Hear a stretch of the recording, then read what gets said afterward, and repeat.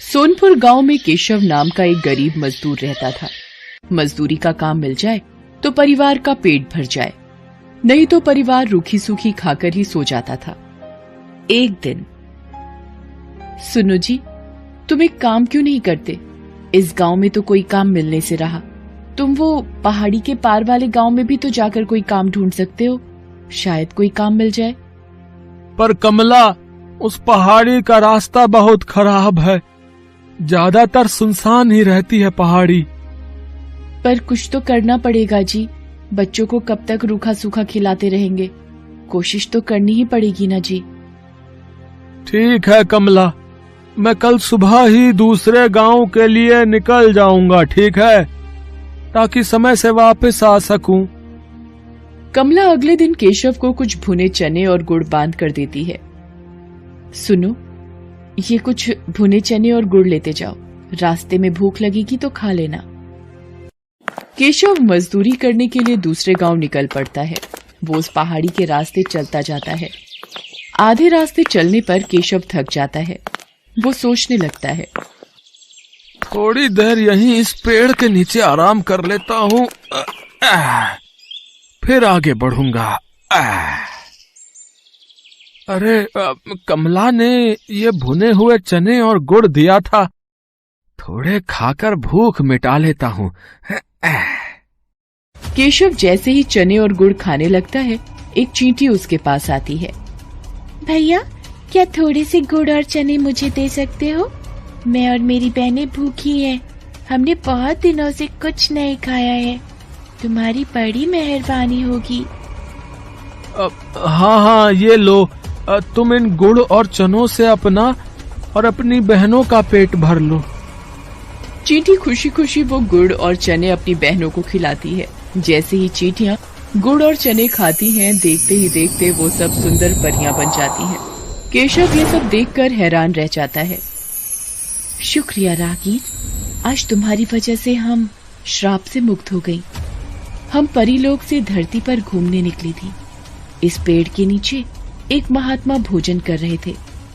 हमने भूल से उनके भोजन में कंकड़ फेंक दिए, जिससे उन्होंने हमें चींटी बना दिया और श्राप दिया कि जब तक कोई राहगीर हमें भोजन नहीं देगा, हम अपने असली रूप में नहीं आ पाएंगी। पर तुम इस पहाड़ी पर कैसे? यहाँ तो कोई नहीं आता जाता। केशव परियों को सारी आपबीती सुनाता है, जिसे सुनकर परियां भी बहुत दुखी होती हैं।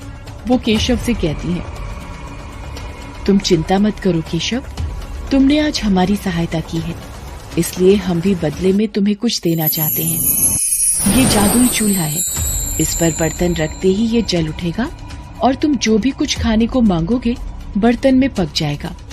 मैं तुम्हें एक मंत्र बताती हूँ।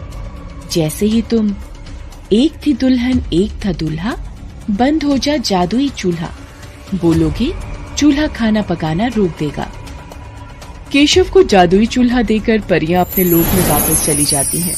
केशव वो चूल्हा लेकर खुशी खुशी घर वापस आ जाता है। अरे, तुम तो बहुत जल्दी वापस आ गए, और ये चूल्हा कैसा?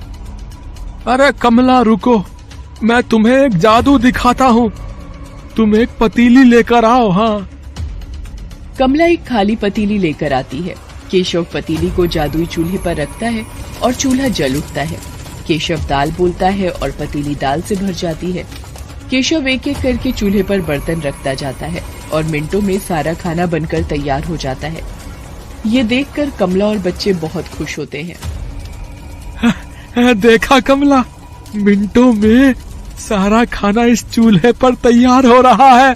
और कुछ चाहिए तो बोलो। बस बस, अभी इतना बहुत है हमारे लिए। ठीक है, मैं इस चूल्हे को अब बंद कर देता हूँ।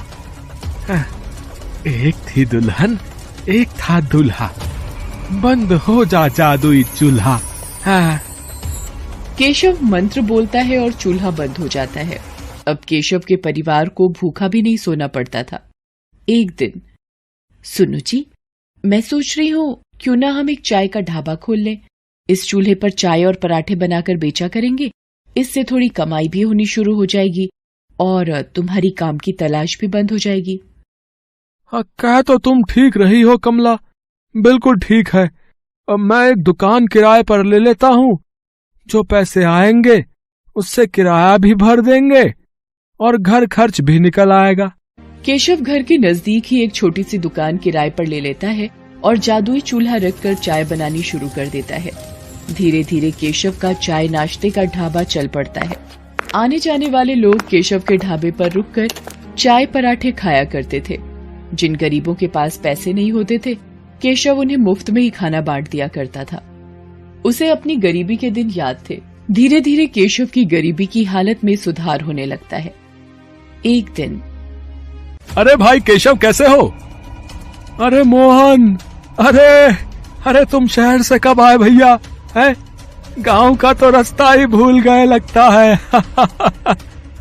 बस काम से फुर्सत ही नहीं मिलती। वो तुम्हारी भाभी को यहाँ गांव में कुछ काम था ना, तो 2-1 दिन के लिए आए हैं। मैंने सुना है तेरे तो वारे न्यारे ही हो गए हैं। तूने ढाबा खोल लिया यार, जिसकी चर्चा पूरे गांव में हो रही है। हाँ मित्र, बस सब भगवान की कृपा है। बात कुछ और ही है।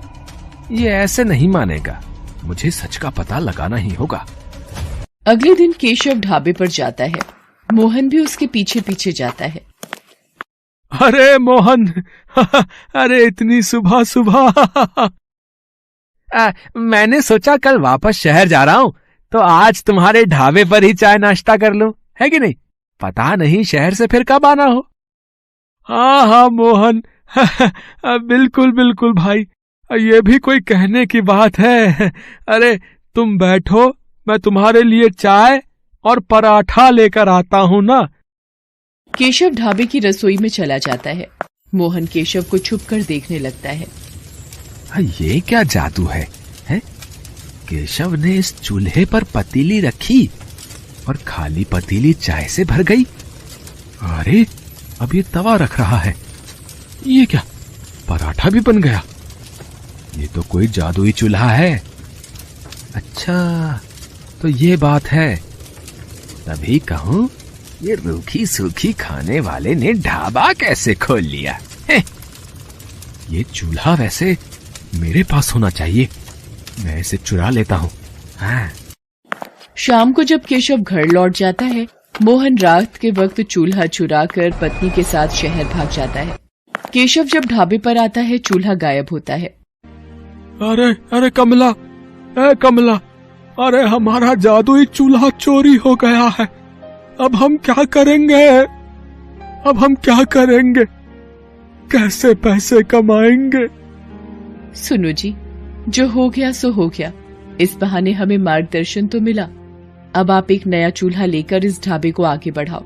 देखना, आपकी मेहनत रंग लाएगी। केशव एक मेहनती व्यक्ति था, इसलिए उसने फिर से एक नई शुरुआत की।